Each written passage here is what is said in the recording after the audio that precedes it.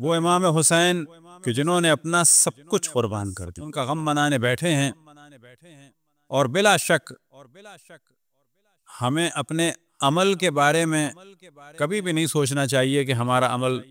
بہت، لیکن اپنے عقیدے کے بارے میں ہمیشہ خوشی کا اظہار کرنا چاہیے کہ ہمارا عقیدہ بہت اچھا ہے۔ عمل کے بارے میں ہمیں نہیں سوچنا چاہیے، سوچنے سے مراد یعنی عمل کریں لیکن اس کے اوپر ایک تکبر نہ ہو، لیکن اہل بیت پہ ہمیں تکبر ہونا چاہیے، کیونکہ ہم ان لوگوں میں سے ہیں کہ جو رسالت کی اجرت کو ادا کر رہے ہیں۔ عام طور پر تمام محرم میں شور ہوتا ہے، جھوٹی تہمتیں لگائی جاتی ہیں، وہ والا زمانہ تو چلا گیا کہ شیعہ بچے کاٹتے ہیں، بچوں کو کاٹ کے بریانی بناتے ہیں، اس میں تو فیل ہو گئے، اور ایک بڑی تعداد اس مذہب کی کہ جن کے ملا یہ شور مچاتے تھے وہ ہم سے قریب ہو گئے، اور ہم بار بار کہہ رہے ہیں کہ تمام مسلمان جتنے بھی فرقے ہیں سب ہمارے بھائی ہیں، یہ بیچارے مظلوم ہیں، مظلوم اس اعتبار سے کہ ہر قوم کے افراد اپنے اپنے علماء کے ہاتھوں حقائق سے دور ہیں۔ یہ سے مذہب حق اہل بیت ہے کہ جہاں پر حقائق بیان ہوتے ہیں اور کھل کے بیان ہوتے ہیں، تو بار بار ہم تاکید کرتے ہیں کہ جتنے بھی ہیں برادران اہل سنت سب ہمارے بھائی ہیں، جان ہیں، ان کے قدم ہمارے سر آنکھوں پہ ہیں، ان سب سے محبت کے ساتھ پیش آنا چاہیے۔ وہ دشمن اہل بیت نہیں ہیں، لیکن ہاں بعض لوگ اہل بیت سے دور ضرور ہیں، انہیں معلوم نہیں ہے کہ اہل بیت کے ساتھ کیا ہوا، اور بعض افراد ایسے بھی ہیں جو سننے کو تیار بھی نہیں ہیں۔ ریلیجن میں عام طور پہ یہ ہوتا ہے۔ کارل مارکس نے ایک جملہ کہا تھا، جو کہا تو اس نے پازیٹیو تھا لیکن اس کو نیگیٹو یوز کیا جا رہا ہے۔ Religion is the opium of the people, کہنے کی جو اصل مراد تھی، یاد رکھیں کہ وہ یہ ڈسکس کر رہا تھا کہ ایک زمانے میں جو اوپیم تھی وہ پین کلر کے طور پہ یوز ہوتی تھی، اس کی مراد یہ تھی کہ ریلیجن اور اللہ سے تعلق جو ہے وہ غموں کو کم کر دیتا ہے، لیکن اس کا یہ جملہ استعمال ہوا نیگیٹو، تو نیگیٹو جو یوز ہوا ہے وہ بھی ایک حد تک صحیح ہے کہ ریلیجن کو بعض دفعہ فالو کر کے انسان بالکل عقل کو استعمال نہیں کرتا اور نفرت سے بھر جاتا ہے، اور اس میں کوئی شک نہیں ہے کہ ریلیجن مس یوز ہوتے ہیں۔ اب یہ بات کوئی لبرل آدمی کرے تو لوگ کہتے ہیں دشمن دین ہے نا، یہ تو ہم خود ملا ہو کے کر رہے ہیں، وہ بھی مجلس میں کر رہے ہیں، کہ ریلیجن مس یوز ہوتے ہیں، پولیٹیکلی مس یوز ہوتے ہیں، اکنومیکلی مس یوز ہوتے ہیں، نفرت کے لیے مس یوز ہوتے ہیں، تو ہمیں یہ نہیں کرنا چاہیے، سب کے ساتھ محبت سے پیش آنا چاہیے، اور یا تو ریلیجن پہ بات ہی نہ کریں، لکم دینکم ولی دین،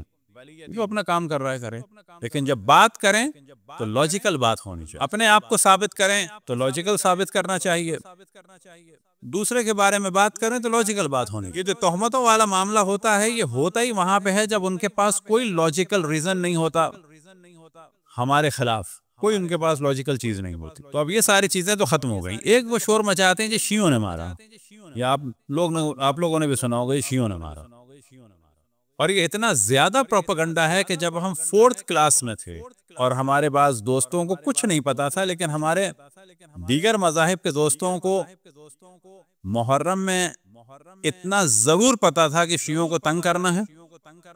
اور یہ کہنا ہے کہ تم نے مارا ہے۔ یہ میں 4th کلاس کی بات بتا رہا ہوں، حتیٰ ایک ایسا ہمارا دوست کہ جو اس وقت سالوں سے نہیں ملے، اس کے والد بہت لرنڈ تھے، میں بعد میں جاتا تھا بڑی محبت سے پیش آتے تھے، لیکن یہ چیزیں ان کو فیڈ کرائی گئی تھی، اور وہ سنا ہے بہت بڑا کمانڈر ہے اس وقت نیوی میں، بعد میں ہماری ملاقات نہیں ہوئی، لیکن یہ چیز جو ہے وہ زبان پہ تھی کہ جی شیعوں نے مارا۔ اب یہاں پہ سوال پیدا ہوتا ہے کہ شیعوں نے مارا ہے تمہارے نبی کے خاندان کو، تو سوال یہ پیدا ہوتا ہے جب شیعہ مار رہے تھے تو تم کہاں تھے؟ ہے سوال کہ نہیں ہے؟ سوال یہ ہے کہ جب شیعہ مار رہے تھے تم کہاں تھے؟ اور اگر شیعوں نے مارا ہے تو لعنت بھیجو سارے قاتلان امام حسین پہ، بھئی شیعوں نے مارا تھا نا، تو ان سارے شیعوں پہ لعنت بھیجو، ان کے باپوں پہ بھی لعنت بھیجو، جن شیعوں نے مارا تھا انہیں جناب مختار نے قتل کیا، ان پہ صلوات بھیجو۔ یہ کیا بات ہوئی، شیعوں نے تمہارے نبی کی آل کو مار دیا اور پھر ایک مختار نے ان شیعوں کو مار دیا، تم اس مختار سے کیوں چھڑ رہے ہو بھائی؟ تمہیں تو سب سے زیادہ صلوات و سلام بھیجنا چاہیے مختار پر، تم تو انہیں بھی کافر کہہ رہے ہو۔ تو یہاں سے پتہ چلا کہ یہ سارے پروپیگنڈے ہوتے ہیں حقائق کو چھپانے کے لیے۔ دوسرا شور یہ ہوتا ہے شیعہ اصحاب کو نہیں مانتے، ہم اصحاب کو مانتے ہیں۔ معیار یہ ہے کہ جو اشرف الانبیاء کا احترام کریں گے اور ان کے بعد ان کی آل کا احترام کریں گے ان کو مانتے ہیں،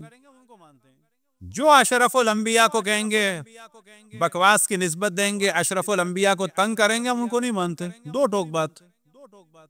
جو اہل بیت کے خلاف کھڑے ہوں گے ہم ان کو نہیں مانتے، لیکن کیا دیگر مذاہب اسلامی تمام اصحاب کو مانتے ہیں؟ مثال کے طور پر کیوں مسجد نظر نہیں آتی حجر بن ادے یا حجر بن عدی کے نام کی، کہ جن کو قتل کروایا تھا معاویہ نے؟ کیوں کوئی مسجد نظر نہیں آتی، مدرسہ نظر نہیں آتا عمر بن حمق خزائی کا، کہ جو پہلے شخص تھے عالم اسلام میں کہ جن کا سر نو کے نیزہ پہ بلند ہو کے موصل سے دمشق تک گیا؟ پھر یہ کہ جناب عثمان کے جو قاتلین تھے وہ سب کے سب اصحاب تھے۔ اب یہ کہتے ہیں عبد الرحمن بلوی یا یہ سارے عمر بن حمق خزائی کو بھی کہتے ہیں قاتلان عثمان میں سے تھے، اول تو نہیں تھے، تو پروپیگنڈا تھا، عامر بن حمق خزائی نہیں تھے، کیونکہ مولا علی کے طرفدار تھے تو ان پہ یہ گند ڈالا گیا۔ عبد الرحمن ابن ادیس اور ان سب کے نام کی مسجد بنا دو اور بریکٹ میں لکھو کہ یہ صحابی تھا رضی اللہ عنہ، تو پتہ چلے گا ایسا نہیں ہے۔ معاملہ یہ ہے کہ ہم بھی اصحاب کو 100% نہیں مانتے، اور اہل سنت بھی تمام اصحاب کو نہیں مانتے۔ ان کے ہاں زور دیا جاتا ہے جو اہل بیت سے جتنا دور اتنا عظیم۔ ہمارا معیار یہ ہے کہ جو اہل بیت سے قریب اس کے جوتے ہمارے سر آنکھوں پہ، اور جو اہل بیت کا دشمن اس پہ لعنت۔ اللہ سبحانہ و تعالیٰ تمام ملائکہ، تمام انبیاء، تمام اوصیاء، تمام مومنین جن و انس کی لعنت ہو دشمنان محمد و آل محمد پر بے شمار۔ تو ہمیشہ کوشش ہوتی ہے کہ اہل بیت کے ذکر کو کم کیا جائے، اہل بیت کے ذکر کو ختم کیا جائے۔ مثال کے طور پر یوم علی بدعت ہے، یوم حسن بدعت ہے، یوم حسین بدعت ہے، ان کی شہادت کے اوپر ذکر کرنا بدعت ہے، لیکن دوسری جانب تقاضا کیا جاتا ہے کہ یوم ابوبکر ہو، یوم عمر ہو، یوم عثمان ہو۔ کیا کبھی آپ نے دیکھا؟ یہ ان کا حق ہے، البتہ ہم نہیں کہتے نہ منائیں، بالکل منائیں، بالکل منائیں، یہ ان کا حق ہے۔ سوال یہ پیدا ہوتا ہے وہ دیوبندی اور خصوصاً اہل حدیث کے بارے میں توجہ دلائی کہ ان میں اب اللہ کا شکر ہے ڈویژن ہو چکا ہے، حسینی اہل حدیث اور یزیدی اہل حدیث۔ وہ جو یزیدی اہل حدیث ہیں، اور اکثر یزیدی ہی ہیں، وہ بڑے دشمن اہل بیت ہیں عموماً، اور ہم نے وجہ بتا چکے ہیں کہ یہ سب کے سب جو تھے کھتری اور بنیے تھے۔ 46 میں عموماً یہ مسلمان ہوئے ہیں ہر شہر کی مرکزی بازار میں اپنی دکانوں کو بچانے کے لیے۔ ان کے بعض بزرگ مرد اور حضرات 84 85 تک جب تک زندہ رہے عام طور پہ ہندو تھے، یہ چھپے ہوئے تھے لوگ، تو ان کے اندر ایک بغض ہے، یہ سازشی لوگ ہیں۔ اگر باتیں آگے کھلیں گی تو پتہ چلے گا کہ دہشت گردوں کو بڑے سپورٹر بھی ہیں، کیونکہ یہ بڑے بڑے تاجر ہیں سب۔ تو سوال یہ پیدا ہوتا ہے کہ جب اہل بیت کے دن منانا حرام ہے تو ان کے علماء کا فتویٰ آنا چاہیے کہ کسی کے دن کو منانے کی ڈیمانڈ کرنا بھی حرام ہے۔ وہاں خاموش رہتے ہیں، کیوں خاموش رہتے ہیں؟ کہ ان کے دن من جائیں، بے شک ان کے دن نہ منائے جائیں، تو اصل مسئلہ اہل بیت سے۔ لیکن ہم یہ کہتے ہیں کہ ہاں ان کے دن مناؤ، ہم تو فیور میں ہیں، ان کے لیے نوحے لکھو، مرثیے لکھو، اور بتاؤ کہ جناب ابوبکر کو زہر دیا گیا، کس نے دیا؟ کون تھا بینیفیشری؟ ان کو بھی زہر دیا گیا، کیوں چھپاتے ان کو زہر نہیں دیا گیا؟ کہو کہ ان کو زہر دیا گیا۔ جناب عثمان کے لیے مرثیہ کہو، اور کہو کہ جس خاتون نے فتویٰ دیا ان کے خلاف، وہاں سے شروع کرو۔ تو یہاں سے پتہ چلتا ہے کہ اصل مسئلہ کیا ہے۔ اصل مسئلہ یہ ہے کہ ساری چیزیں جو ہم بیان کر رہے ہیں یہ سب تاریخ میں موجود ہیں۔ بعد میں یہ شور کیا گیا کہ اہل بیت سے جو اصحاب کے اختلاف تھے اور اصحاب کے جو اصحاب سے اختلاف تھے، جو اور مار پٹائیاں ہوئیں، گالیاں گلوچ ہوئیں، وہ بیان کرنا حرام ہے۔ یعنی لکھنے والوں نے لکھ دیا وہ حرام نہیں ہے، ترجمہ کرنے والے ترجمہ کر رہے ہیں وہ حرام نہیں ہے، پرنٹ کرنے والے پرنٹ کر رہے ہیں وہ حرام نہیں ہے، لیکن اگر ان کو ہم بیان کریں تو حرام ہے۔ مودودی صاحب خلافت و ملوکیت میں لکھ دیں اور اپنے تیسرے سیاسی خلیفہ کے تمام مال کے خرد برد کو لکھ دیں، وہ حرام نہیں ہے، لیکن ہم اگر اسی کو بیان کر دیں تو وہ حرام۔ تو یہ جو مودودی صاحب سے بھی لوگ چڑھتے ہیں اچھے بڑے، خصوصاً دیوبندی اہل حدیث اور بریلوی، اس کی اصل وجہ یہ ہے کہ انہوں نے بالآخر کچھ حقائق سے پردہ تو ہٹایا، لیکن زیادہ افسوس کی بات یہ ہے کہ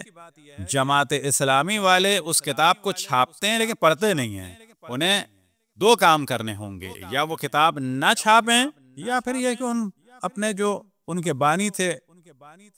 مودودی صاحب ان کو نہ مانیں، یا اگر ہم چیز کوئی بیان کریں اس کتاب سے تو یا ہمیں کافر کہیں، اور پھر ہمارے ساتھ ساتھ اگر وہ چیز خلافت و ملوکیت میں بھی ہے تو ان کو بھی کافر کہیں۔ اور اگر ان کی کتاب کو ایکسپٹ کر لیا ہے تو پھر ہماری بات کو بھی ایکسپٹ کریں اگر وہاں پر ہے، کیونکہ ساری چیزیں تو نہیں ہیں۔ صلوات پڑھیں پر محمد و آل محمد۔